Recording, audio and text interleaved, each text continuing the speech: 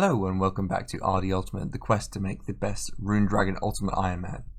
Last time we started and finished the Wintertide grind, going from very low levels of fire making to 99 fire making and completing the entire collection log, which is pretty impressive.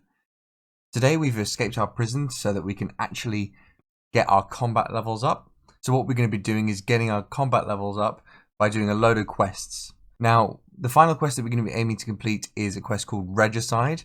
The reason being is that I am an Ultimate Ironman and inventory space is very important to me. And one of the best methods of storing gear as an Ultimate Ironman and getting gear out of your looting bag is, one of the best ones of those is the item retrieval service from Zulrah. As an Ultimate Ironman, I would never have to pay to get my items back from Zulrah. All I'd have to do is pay to get to Zulrah, which costs around 3,000 coins. This means that we can store a number of items in the Zulrah spot. However, it does make us think about two things. One, we need to complete Regicide to actually get to Zulrah. And two, when we've got things stored in Zulrah, we cannot die in the main map. Otherwise, we lose everything in the item retrieval service.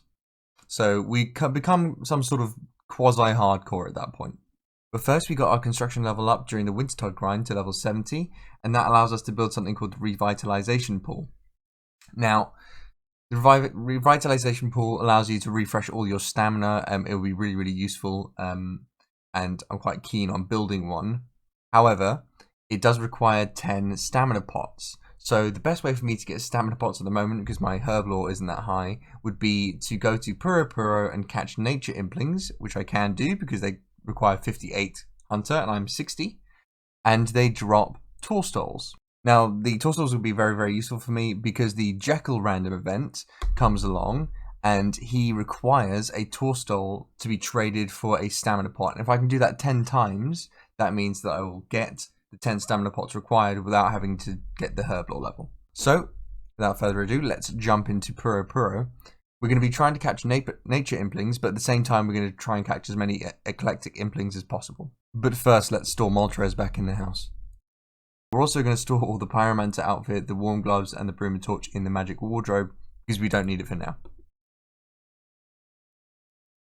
No, I'm just at the area where I can go into Puro so I can start trying to get Torstalls, and the Dr. Jekyll comes and finds me.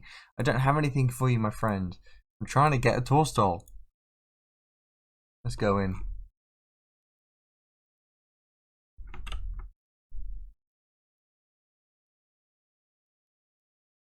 We should be able to talk to Elnock here and get our starter set. Oh, we can store stuff here. So if you talk to Elnock Inquisitor, he should give you a starter set of all the relevant bits and bobs. So the first thing we're going to be aiming for is a magic butterfly net and a jar generator. Should be pretty simple. I've got the level for them. I just need to catch 3 gourmets, 2 earth, 3 essence, 2 eclectic, and 1 nature. That should be all the requirements for the jar generator. And bingo, that's the magic butterfly net done.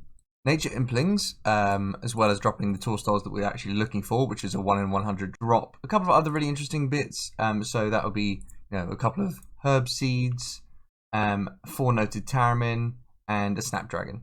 Whilst catching eclectics, we got a medium clue scroll. We are like 3 steps in, but we have to start Horror from the Deep just so that we can get into the lighthouse. And to do that, we needed to complete Alfred Grimhand's bar crawl, which wasn't too bad. It was just going around the map. And honestly, thank God for Quest Helper. But that should be done now. And I would love to smash vials. I fucking hate not smashing vials. Brilliant. So let's just start Horror for the Deep and then we can finish this medium clue, hopefully. We accidentally died trying to do that quest. Apparently you can take 10 damage crossing this, and I've only got 10 health, so I didn't realise that. So we just got all our stuff back. We've only got 1 more looting bag after this, which is a bit of a concern. But we're just going to clean up our inventory, and we've cleaned up the looting bag as well. I think we're going to get rid of these swordfish, and we're going to use all these yew seeds, because now we can plant them. Okay, so we just completed the bit we needed, and cleared up all of our stuff from the looting bag we wanted. And I realised that we have to kill a market guard at the moment to unlock this chest anyway, so we probably can't do this. right now. So I'm going to just drop this. Bit of a waste of time, really. The recent random death has scared me a little bit, so what we're going to do is now we can get our health up, we're going to do the Witch's House, which is a great early quest to get hit points, and we don't have to worry too much about being one hit by anything, really. The first hit points level on the account coming in. And that's the first quest we've completed on the account in a very long period of time. That is Witch's House done, 4 quest points, 6,500 XP, gets us to 24 hit points. So now we're a lot safer running around the map, really. Oh, we're really close to 25. Hold on a second. And that's 25 hit points. So we finally got some tour stalls for the agility potions. And let me tell you, I've been doing this absolutely all day. So if I check the totals, I got 1 nature rune off on top of the world. And it's a 1 in 100 drop, remember.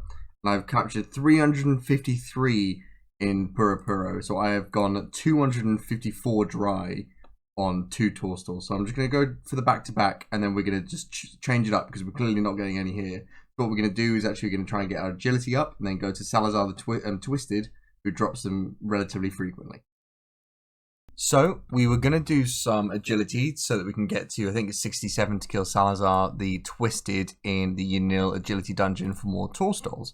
However, we've got a bunch of Harrowlander seeds and Limpwort seeds and, you know, Spory, and there's a bunch of other things as well. And kind of essentially the priority for me at the moment, rather than doing agility, should be to unlock fairy rings, to get the magic secateurs, and also to unlock the spirit trees, just so we can get around the map easier. And we can start questing anyway because we've got the tour stalls now, so that should be okay. The only issue is that we've got to go to Intrana during one of the quests for those. I think it's the Lost City where you have to go to Intrana to get a Dremon Staff. So we're going to have to suicide to Spory so that we can get all of our stuff, because you can't take the Dragon Axe or the Tome of Fire, and I don't particularly want to suicide to Nettles. So we're going to go and plant a Spory seed, put ourselves at Spory, pick up the items we need, and then start doing questing. So we have completed the tourist trap. The thing didn't come up. Maybe it comes up after this, but we get to choose whether or not to put it in agility, smithing, thieving, or fletching. The only really toss up for me is agility and smithing. But to be honest, I need to get my agility up to 67, I think. So I may as well just put it all into agility. Oh, I can split it, but I don't think it's worth splitting. I think that I'm going to put it all into agility. 50 agility, now I can use the Falador course. Yeah, that was definitely worth it. And that is Fight Arena done, which is going to give us, you know, quite a lot of thieving, quite a lot of attack XP. And that should get us quite high attack. So yeah, gone from 1 attack to 29 attack. Pretty impressive. And that's Nature Spirit done, which is the first one of the quest requirements for Fairy Town. Ooh, and that's the first defense on the account. And that's Vampire Slayer completed. More attack XP gets me to 32. And that is the Lost Tribe completed. Some mining XP, a Ring of Life, which is pretty good. We don't really have that much in our ring slot at the moment. And the prerequisite to Death to Dorgashan. I do find it interesting that the leader of Ham, Sigmund, is wearing a gnome amulet. Hey, that's 31 magic. That's teleport to Lumbridge. And we complete the Death to Dorgashan, which gives us, you know, some ranged XP, which should take us to, well, 50 thieving. That's actually really handy. And 13 range. But we should also be able to now buy and use the bone crossbow and bone crossbow special attack, which is great. And that is, oh god, Demon Slayer completed. That's the golem completed. So finally, the Hespori is cooked. We're going to actually suicide. This is the first time I've ever suicided to something like this on any accounts as an Ultimate Ironman. It's a bit scary for me. So what we're going to do is we're going to go over to the Hespori and die. Yes, fight the Hespori. It's going to kill me. Oh, I'm very nervous about this. I'm not going to lie. It is not doing any damage, though. Oh, there you go. Alright, let's make this. So this will destroy the looting bag, but it'll keep all the contents of the looting bag. You are joking.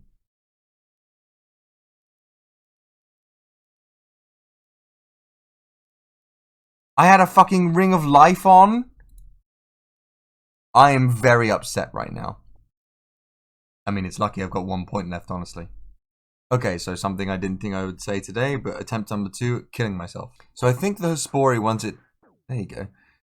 Once it kills me, costs something like 25,000 to get my money out, my stuff out of the Spory. There we go. No Ring of Life this time. So what we're going to do is we're going to try and get back to the Spory now. And the fastest way, if you're wondering, is Tithe Farm and walking. I could probably get a Radas Blessing 1 at this point, but I'll do that later. So we've finally gotten back to the Spory. Let's collect our stuff. We can unlock it. Pay 25 and don't ask me again. So here we go. So now we can pick and choose the stuff that we want. We're going to be doing a couple of quests. To be honest, I think I'm going to pick up a couple of bits and bobs that I would be remiss losing. But we can't pick up these 2 things. And this will just sit in here until we come back to it, so long as we don't die. Just walking past this tree to get back our Chronicle, and we get 70 farming, which is pretty huge as a milestone. Just from the trees we got from Birdhouse Runs and Wintertodd Yews. And that is the Lost City completed. We now have access to Xanaris, which actually gets us quite a lot. I picked up quite a few of these Draymond branches. I think what we're going to immediately do next is complete the Recipe for Disaster quest that requires a Drummond branch, which means that we don't have to carry around and go back to Infernal to do that. So we can't do RFD, Ceramic Vase, so because you need to complete it, essentially Legends quest and have loads of quest points. I haven't done, so we're going to just drop this. We can get it back because we know how to get it back now. The next quest is going to be Waterfall quest. We've currently got not much in our inventory, so we can kind of just drop it outside Galerial's tomb, and then we can run inside. That'll get our combat level high enough where you can do Fairy Tale Part 1 with no problems. A quick detour to complete a Tree Gnome village because I was here anyway. And that's 37 attack and a Gnome Amulet, which is pretty cool. Quite good defensive stats. So this is the part of the quest where I have to put on the floor over 1 million coins. Very standard part of any quest, really. Let's go. A lot of these quests are made a lot easier because I've got overheads. So really thank God I did that at the beginning. And we have got everything back. Nice. And that is Waterfall quest completed. We get some really good strength and attack XP. So now we're level 30 strength and 41 attack. Pretty amazing, honestly. We've not done any combat yet. So as you can see, we've gotten to the part in the Fairy Tale 1 quest where it tells you to go get random stuff. For me, it's a Snapdragon, a bucket of Super Compost, and Valencia Moss. I can't for the life of me remember how to get Valencia Moss, but I can't imagine it's that hard. Super Compost is not that hard either. But Snapdragon, lucky enough, we have some in the storage that we're using, so that's absolutely fine as well. We just have to, it's a bit of a ball ache to go and get to, but we can go and get it. Now we have the Magic Secateurs, which is an incredible 10% upgrade to my farming. And that's Fairy Tale Part 1, and now we just have to complete Fairy Tale 2 up until where we can use the Drummond Staff. Ooh, and 33 magic from that. Telegrab, interesting. Now I can do the Giant Dwarf. And with this, we should be able to use the Draymond Staff, which is a really good way of teleporting around the map. So thanks to the quest we've recently done, we've now got access to Fairy Rings and the Tree Spirits, which is really, really good. Especially since there is a Fairy Ring just north of the Farming Guild. It is happening! It has finally happened! Dr. Jekyll, here you are!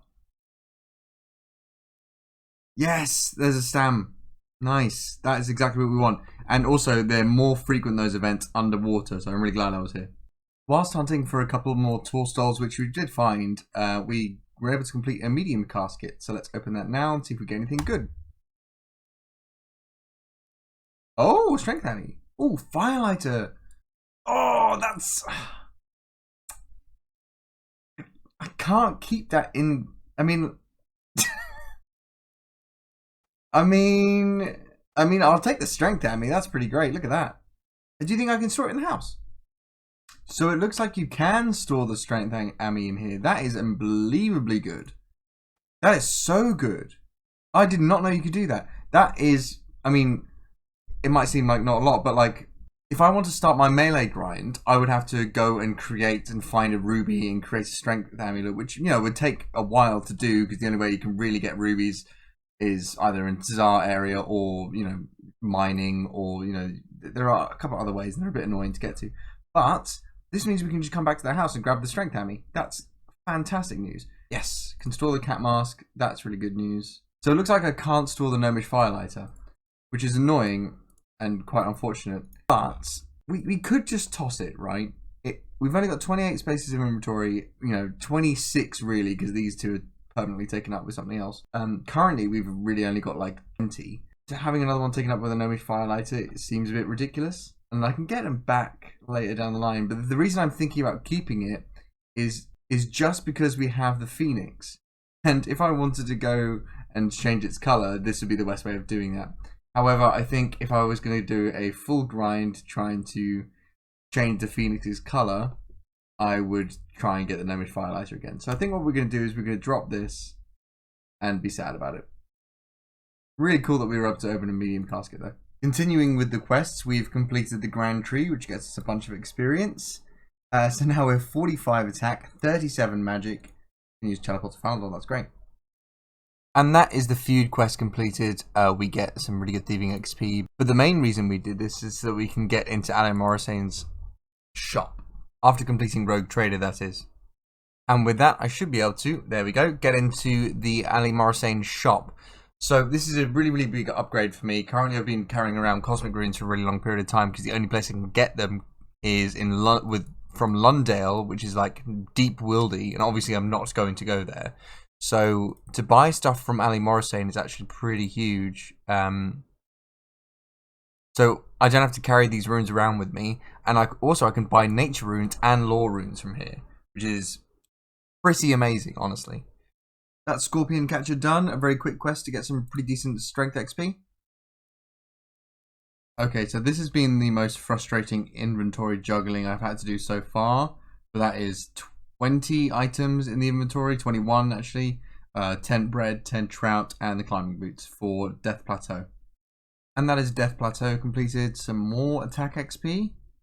Ooh, no level though. But access to the climbing boots, which will be the best in slot until we get dragon boots.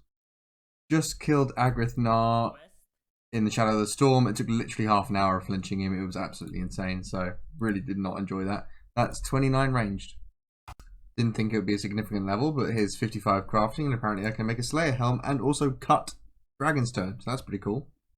My rune light bizarrely crashed at the end of this quest, but we just completed In Search for the Mara Key. Don't think we got any levels, but again, my game just crashed. So Merlin's Crystal completed. We're in the middle of the Aid of the Myaki quest. Somewhat unsurprisingly, we just did In Search, so I thought I'd just continue.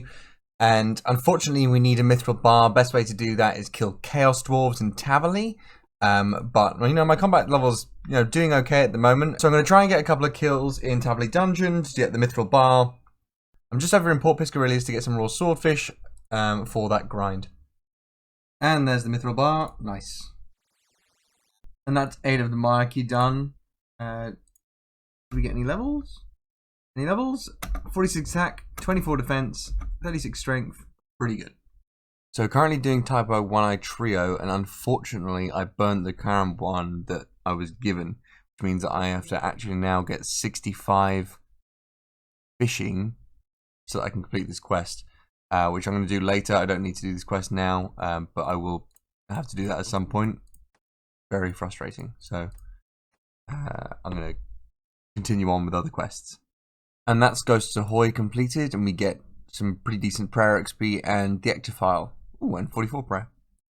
Now we're planning on doing a very important quest for this account specifically. And for that, I think we need to upgrade our weapons. So we've got our attack to 46, which means that we can use runes. So we're going to kill Zamorak warriors for a rune scimitar.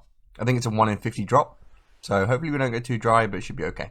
There it is. It only took 32 kills, so just under drop rate. And the quest we're attempting to do, which is so important, is Dragon Slayer 1. Now, obviously, our account being the Rune Dragon Ultimate Ironman, we're going to have to complete Dragon Slayer 2 to get to Rune Dragons. Dragon Slayer 1 is somewhat unsurprisingly the precursor for that, and I'm very excited to complete it. The reason we're doing it now, though, is because it gives us a bunch of defense and strength XP, and that's basically the last thing we really need before we can start skilling. Now we're starting to look like an absolute iconic unit. Rune Simi, Dragon Shield. Oh, lordy.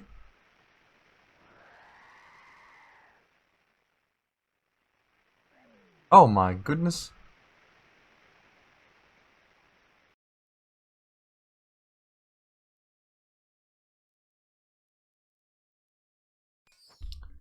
And now for the epic battle. Ooh. Okay, we have to flinch. Holy mother of God, that's a lot of damage. Elvarg is now flinchable, which means it should be pretty easy to kill.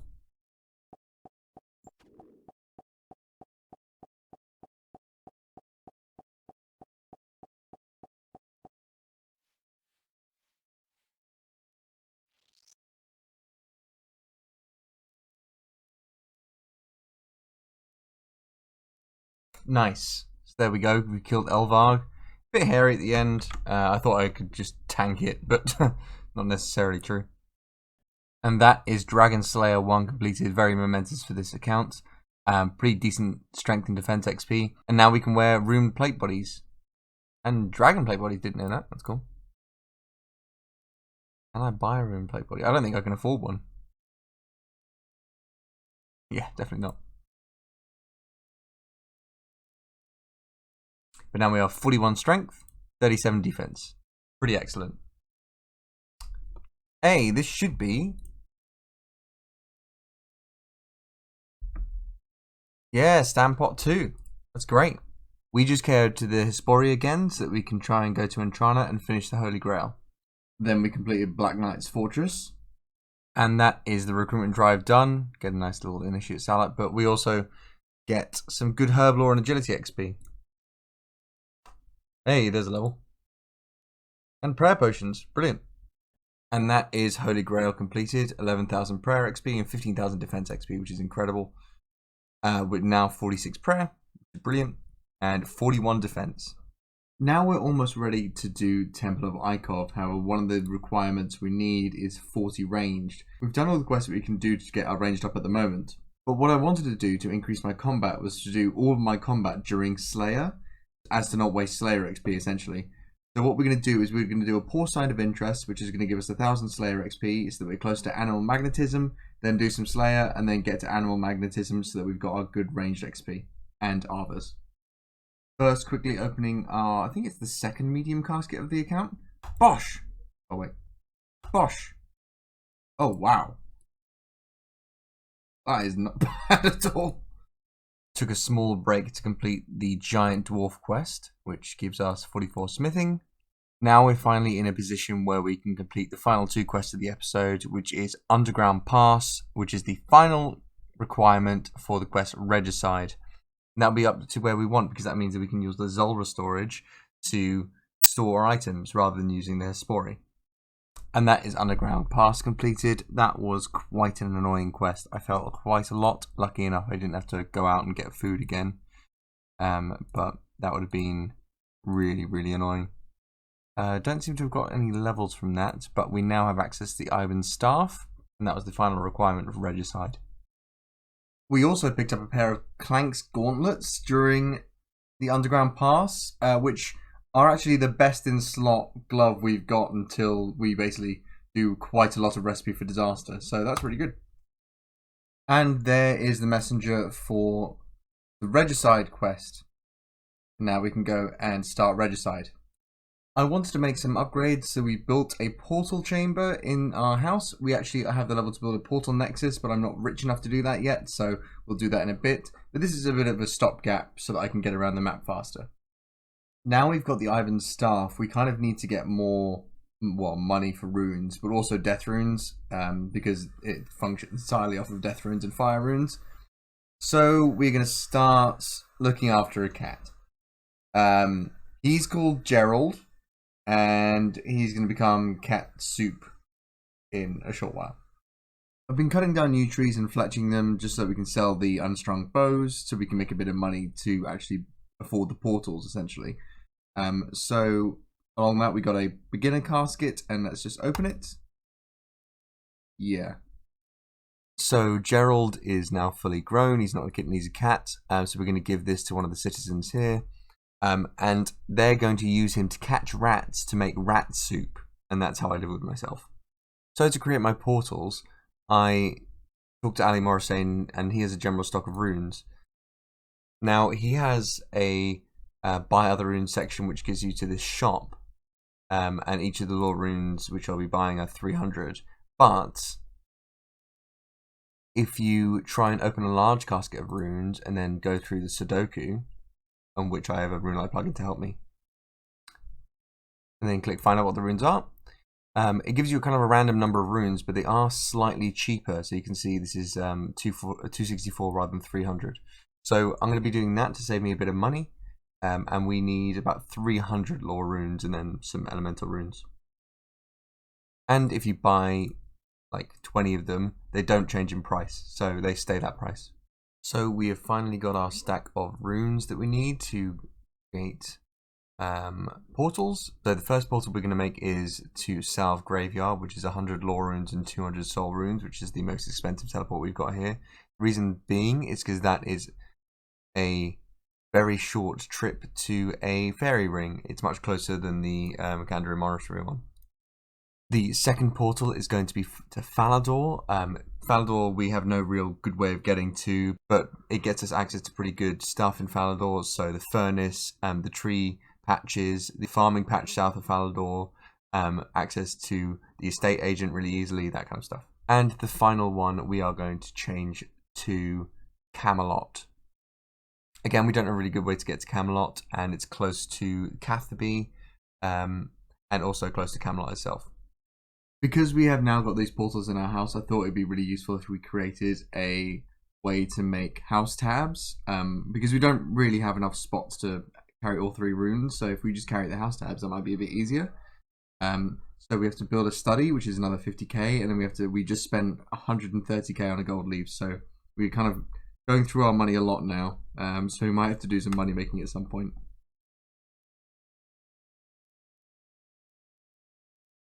But we are able to make a mahogany eagle lectern, and now we can make house tabs. Pretty simple, but now we got 51 house tabs, so we can come back to this glorious house whenever we want. I've just realized that Regicide requires you to have 56 agility. Currently we only have, 51? So we're just going to get 5 levels of agility and then do Regicide. I was able to complete an easy casket from a bird's nest from a birdhouse run. Ooh, got the black pickaxe. That's great news. Black pickaxe, if you didn't know, is a really good reward because it is a pretty decent pickaxe. It's like 3 or 4 better than bronze, which is available in Lumbridge Castle, but you can store it in the house. And now we can take out a good pickaxe whenever we need one. Ooh, yeah, here you go. Another stamina pot. That's stamina pot number 3, I think. Just got our final tool stall to stamina pots, so we need to go and get some more tool stalls. So I got a hard clue step, which is going to the ranging. So I got a hard clue step, which we've gotten up to go to the ranging guild, and I'm only 11 levels away from that. So I thought, why don't we get our ranging level up to 40 so we can get into the ranging guild, and then we can complete this clue. But we're going to do this the long way round, rather than just buying a ranged weapon and then getting ranged XP.